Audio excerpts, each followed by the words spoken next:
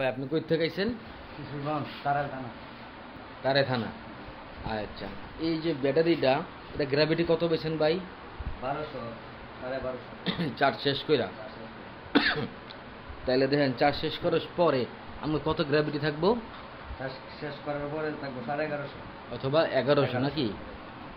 এখন যদি চার্জ শেষ করা, এটা হচ্ছে আপনার গ্র্যাভিটি অনেক হাই, বেশি। আর আমরা লোড দিয়ে দেখবো যে এটা কি অবস্থা, মাপেন লোড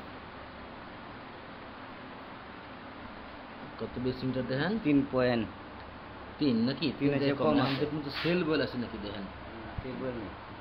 আছে একটা সামান্য একটা আছে সেল বয়েল আছে নাকি?